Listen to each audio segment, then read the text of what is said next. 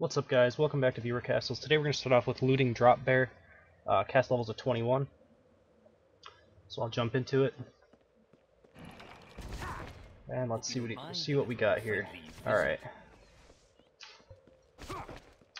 So an empty room. I'm just noting that if I have to kite backwards that I can kite back to this room. Couple archers. I mean, I like the archers that they're a little bit off screen and sometimes they'll hit you, but it's pretty easy to spot what's coming. I don't know. I don't think that I don't really have enough pressure back here to kind of like justify this group. Like I can pick it off pretty easily. Even if I dropped a volley in this area, it would have picked up all of those smelly archers. All right, these are going to be springboard traps. So I took a little bit of damage there.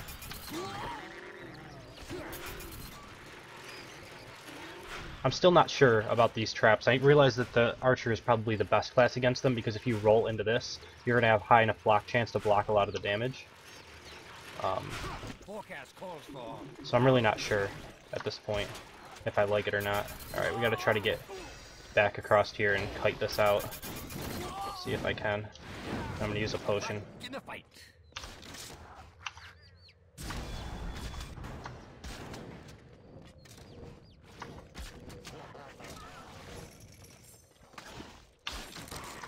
Alright.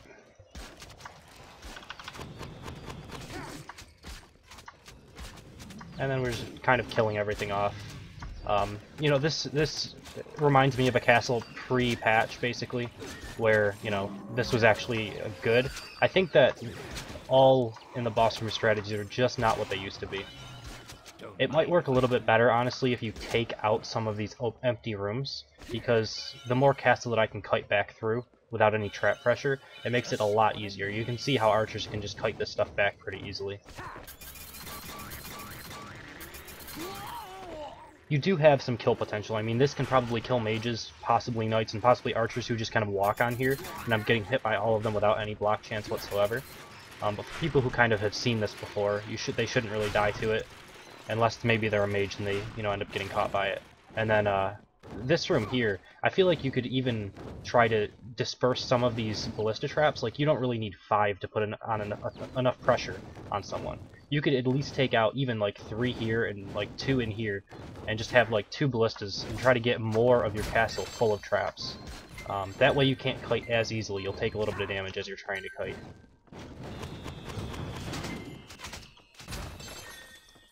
Alright. So we will jump into number 2 in just a second. Alright, and next up we have Adam, cast level 22. Same level as my archer. I haven't really lost any level 22s at this point. So looking at this, it's definitely a different castle. You don't normally see rotating fire traps often because creatures tend to get hit a lot by them. I'm actually just going to ignore these chickens because there's no reason. Okay, so this is so far pretty cool. It's definitely interesting. I feel like I can go right inside of here and at least kill these off. But there's a good amount of trap pressure throughout so far. I like the fact that there's some creatures in it as well. I almost feel like going forward might be the correct option, going like all the way to the boss room, but I'm not sure. There's no way for me to know. And I've seen some castles like this, where they have, you know, good amount of traps everywhere that you go through, and right towards the end there's a nice spot where you can fight them all. And since they're mostly crowd control units, you don't have to really worry about them actually killing you once you get up into that safe zone. But for an attacker at their first try, it's hard for them to know whether or not there is that safe zone, you know.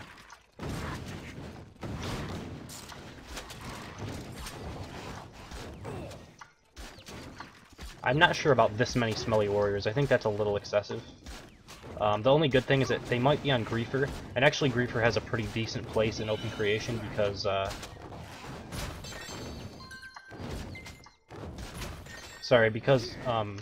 as you're cutting things back through a castle, like if you have to pull an entire boss room and you start cutting it back, and you kill a couple Griefer Jimbos or smelly warriors on the way as you're kiting and stutter stepping your archer backwards, a lot of times they'll resurrect constantly.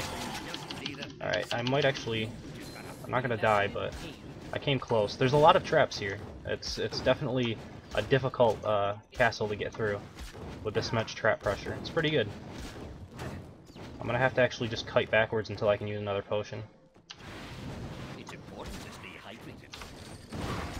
And see, this is what I'm kind of talking about. As I'm kiting back and killing off these Jimbos, it's not really even going to do anything other than damage these units a little bit.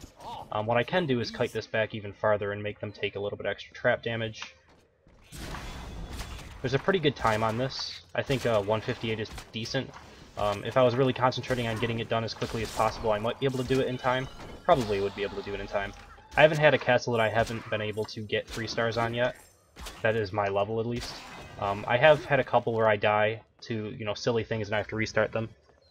Generally I don't like doing that because even though now my crowns have gotten down a little bit where I can attack a little bit more freely, it used to be where I would like lose 40 crowns if I lost once, and then if I, you know, ended up completing it on 3 stars, I would only get like 1 or 2 crowns back. But at this point a lot of people are getting their crown levels up to a point where I can actually steal from them. So I can do a little bit more attacking a little more freely now. But yeah, pretty good castle. I liked it quite a bit. You had good trap pressure throughout the entire thing, and a decent amount of mobs as well. Pretty good one. So we'll jump into number 3 in just a second. Alright, for number 3 we have AmenoSagiri. Castle level is 21, so 1 level lower than my archer. Let's see what he's got in here.